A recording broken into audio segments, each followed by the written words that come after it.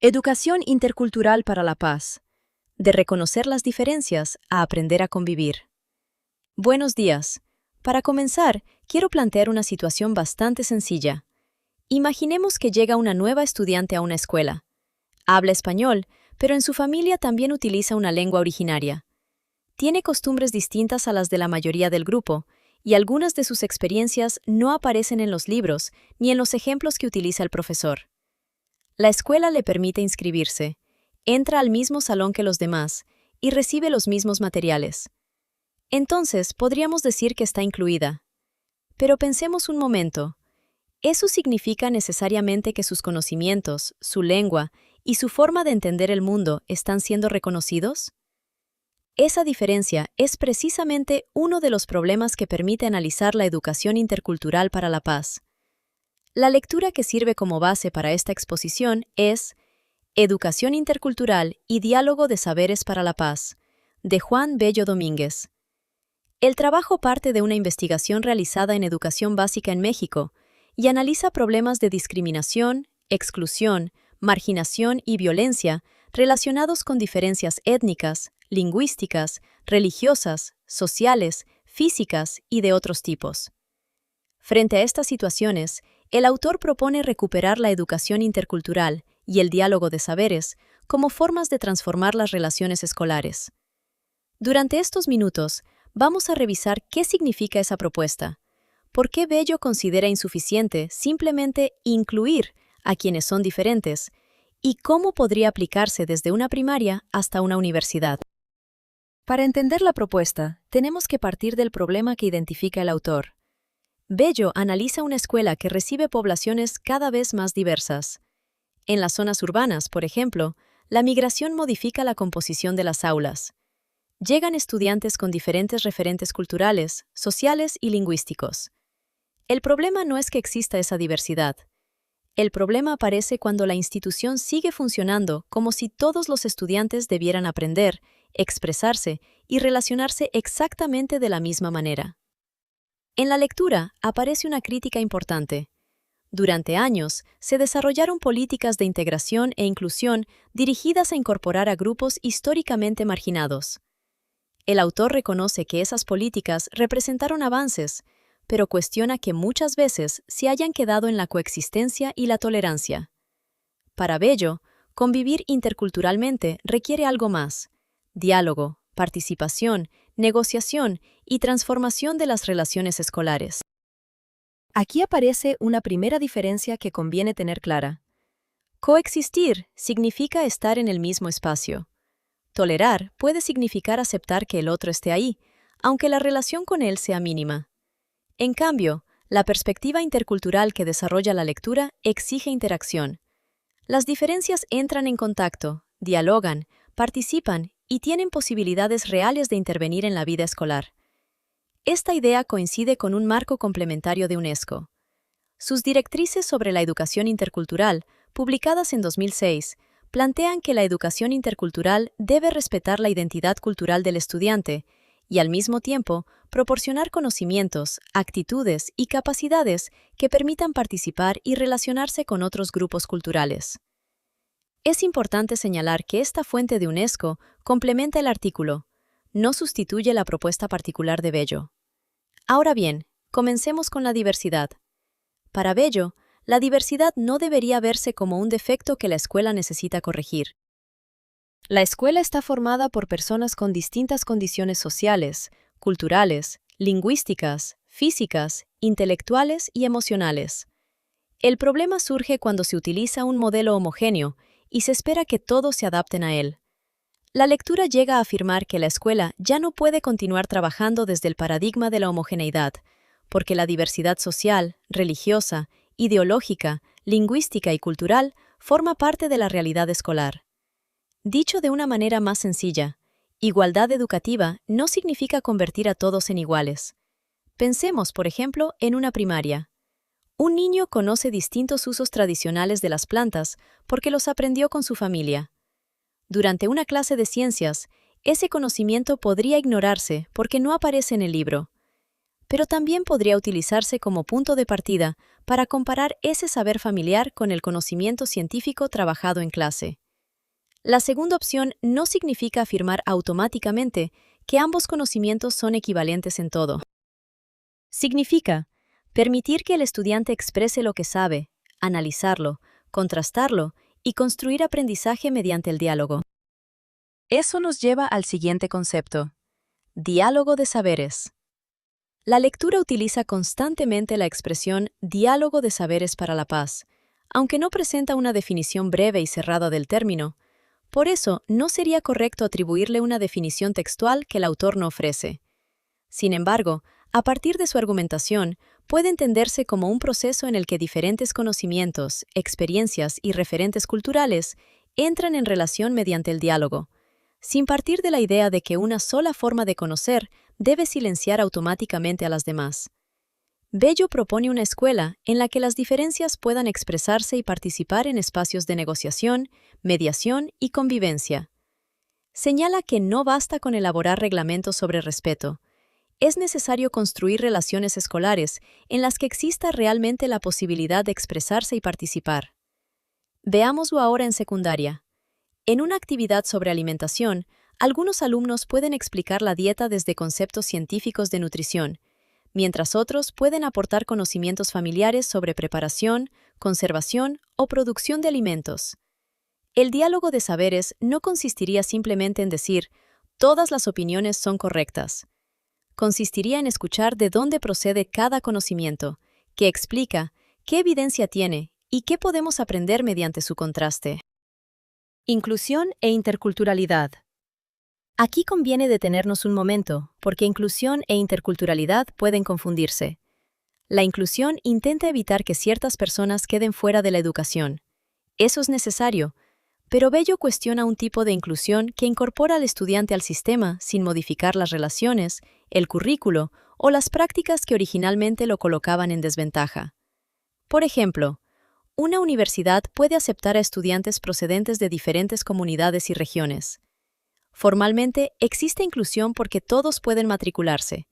Sin embargo, pensemos que en una clase se desacreditan sistemáticamente los conocimientos relacionados con comunidades rurales, que se ridiculiza un determinado acento o que solamente se considera válida una manera de participar oralmente. En ese caso, existe acceso a la institución, pero permanecen prácticas que pueden producir exclusión dentro de la propia institución. Por eso, la interculturalidad que propone el artículo exige modificar la relación entre las personas. Bello plantea que la multiplicidad de diferencias no debería quedar subordinada a la homogeneización, sino tratar de comprenderse dentro de relaciones interculturales e inclusivas. Alteridad y reconocimiento del otro. Otro término importante es la alteridad. En el artículo está relacionada con la capacidad de reconocer al otro precisamente como alguien que puede ser diferente y que tiene derecho a participar desde esa diferencia. No se trata de observar al otro como alguien extraño al que hay que normalizar. Pensemos en un profesor que afirma: «Aquí trato a todos exactamente igual». A primera vista suena justo. Sin embargo, imaginemos que un estudiante tiene una discapacidad auditiva y necesita determinados apoyos para seguir la clase. Tratarla exactamente igual que al resto podría impedirle participar. Entonces, reconocer la diferencia no significa otorgar privilegios arbitrarios. Significa identificar las condiciones que permiten una participación más equitativa. Bello señala que atender la diversidad supone considerar el desarrollo cognitivo, emocional, social y cultural de quienes acceden a la escuela y valorar esa pluralidad desde un sentido de justicia. Educación intercultural y paz. Ahora llegamos directamente a la relación con la paz. Aquí la paz no debe entenderse simplemente como un salón en silencio donde nadie discute. Las diferencias pueden generar desacuerdos. El objetivo no es eliminar el desacuerdo, sino aprender a manejarlo mediante diálogo, mediación, negociación y convivencia. Por eso, Bello considera insuficientes los manuales o reglamentos cuando no se transforman las relaciones concretas de la comunidad escolar. El diálogo debe formar parte de las prácticas cotidianas. Esta idea puede complementarse con la recomendación de UNESCO sobre educación para la paz y los derechos humanos, adoptada el 20 de noviembre de 2023. El documento plantea que la educación debe contribuir a prevenir las distintas formas de violencia y discriminación y desarrollar capacidades para la colaboración y la resolución pacífica y negociada de conflictos. La recomendación de UNESCO es posterior al artículo de Bello, por lo que no constituye una fuente utilizada por él. Se incorpora aquí porque permite observar que varios problemas abordados en la lectura, como diversidad, discriminación, participación y resolución pacífica de conflictos, continúan presentes en el marco internacional actual de educación para la paz. Participación y comunidad educativa. Finalmente, la educación intercultural para la paz no depende únicamente del profesor. La lectura menciona la participación de docentes, directivos, personal de apoyo, autoridades, familias y estudiantes. Esto es importante porque una práctica aislada puede tener poco efecto si la institución mantiene dinámicas contrarias.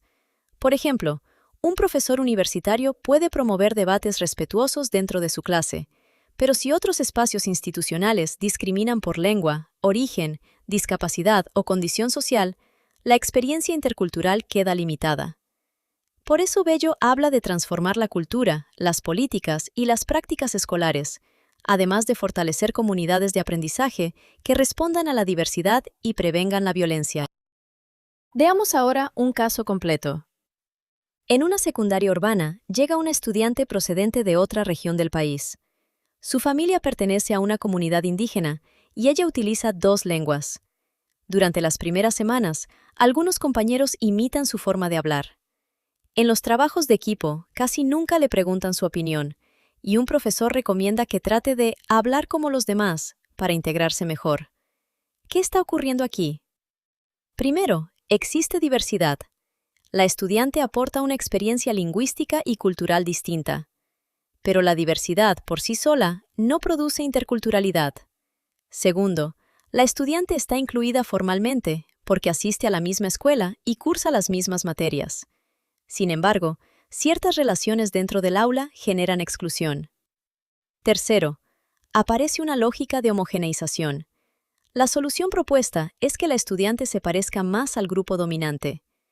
Desde el planteamiento de Bello, eso resulta problemático porque la igualdad se está confundiendo con la eliminación de la diferencia. ¿Qué haría una intervención intercultural? No bastaría con que el profesor dijera, «¡No se burlen!». Sería necesario trabajar sobre las relaciones que producen el problema.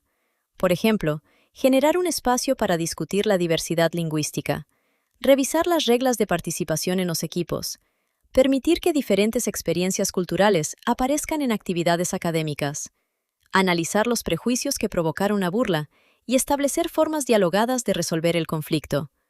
Incluso, podría realizarse una actividad en la que el grupo investigue las lenguas presentes en sus familias y comunidades, comparando sus usos y su relación con diferentes conocimientos y experiencias.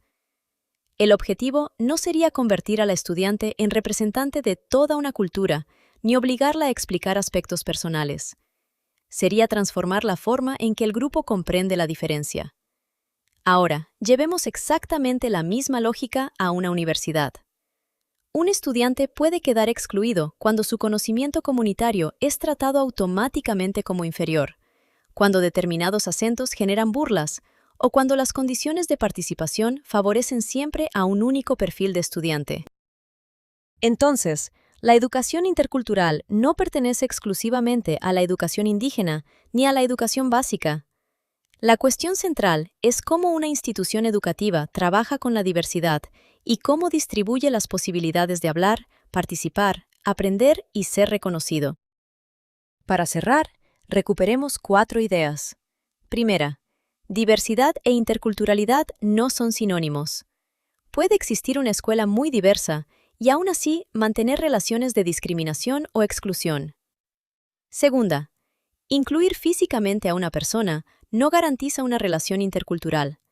La propuesta de Bello exige revisar las prácticas, los lenguajes y las relaciones que pueden producir homogeneización. Tercera, el diálogo de saberes supone abrir espacios para que distintos conocimientos y experiencias puedan expresarse, encontrarse, analizarse y discutirse. Cuarta, La educación para la paz no consiste en eliminar todo conflicto. Consiste en aprender a trabajar las diferencias y las tensiones mediante participación, diálogo, negociación, cooperación y sentido de justicia. Regresemos entonces a la estudiante del principio. La pregunta ya no sería solamente ¿la dejamos entrar a nuestra escuela? La pregunta sería ¿qué hacemos con su diferencia una vez que está dentro? ¿Intentamos que desaparezca para que se adapte a lo que ya existe? ¿La toleramos manteniéndola al margen?